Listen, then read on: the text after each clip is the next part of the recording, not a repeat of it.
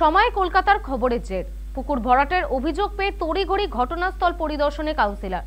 সেখানে গিয়ে যা দেখলেন তাতে রীতিমতো তার চক্ষু চড়ক গাছ। সমস্ত ঘটনার ছবিও করে রাখেন তিনি।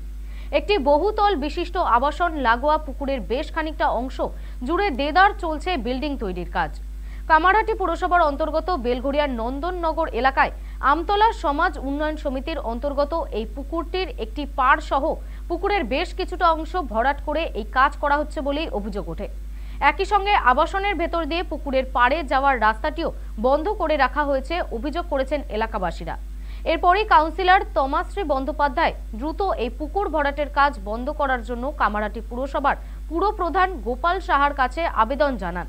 এদিকে যখন রাজ্যের মুখ্যমন্ত্রী মমতা বন্দ্যোপাধ্যায় পুকুর ভরাট নিয়ে লাগাতার হুঁশিয়ারি দিচ্ছেন, শুধু তাই নয়, পুকুর ভরাটের সঙ্গে যারা যুক্ত থাকবে তাদের কাউকেই রেয়াত করা হবে না বলে স্পষ্ট বার্তাও দিয়েছেন তিনি।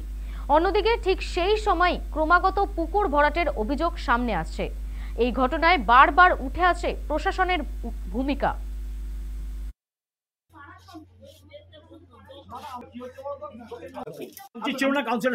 আমি ফার্স্টে আপনাকে যেতে ওরা বলছে এটা সমিতির পুকুর, এটা সমিতির পুকুর, এটা তো আমরা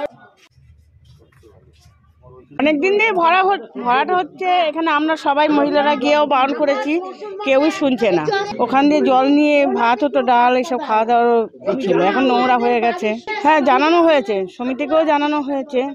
শুধু আমার ভাসুর বলে না, অনেককেই বলা হয়েছিল, সবাই আসে দেখছে চলে যায়। পুকুর ভরাট যেটা কখনোই মেনে নেওয়া যায় না।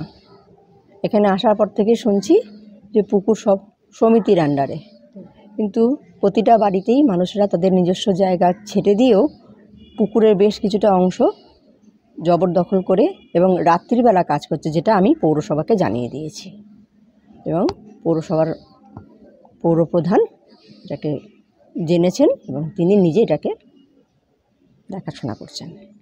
এসে কি দেখলেন? রীতিমতন ভরাট হয়ে গেছে এবং সিমেন্ট বালি রাত্রিরে যে কাজ হয়েছে সেটাও বুঝতে পারা যাচ্ছে, কাজ যে চলছে এটা বুঝতে পারা যাচ্ছে। তো সেদিন দেখলাম এবং নিজেও ভিডিও করেছি, এর আগেও 3 বার এসেছি, 3 বারই এসে দেখেছি একটু একটু করে কাজ যে বেড়েছে। আগের ভিডিওগুলো আর এখনকার ভিডিও তার প্রমাণ যে একটু একটু করে কাজ বেড়েছে। আমাকে কোনো রকম ইনফরমেশন দেয়নি, আমরা লোক মারফত খবর পেয়ে আমরা গিয়ে দেখে এসেছি। দেখে এসে তারপরে আমাদের লোক গিয়ে অবজেকশন দিয়েছে।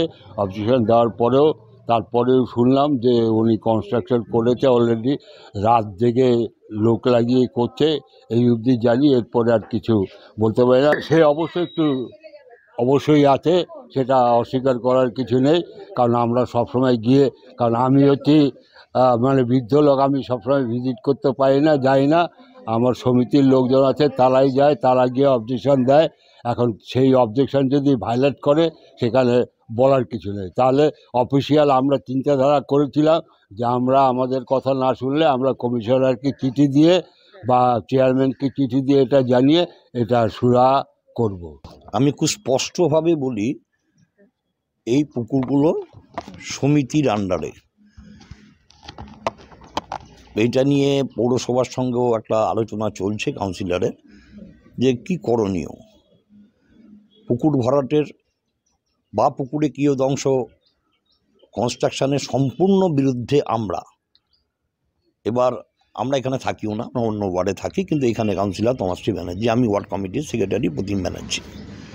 এই যে ভয় দেখানোর বিষয় আসছে, যদি কেউ ভয় দেখিয়ে থাকে তার মানে তার মতত আছে, এবং যে ভয় দেখাচ্ছে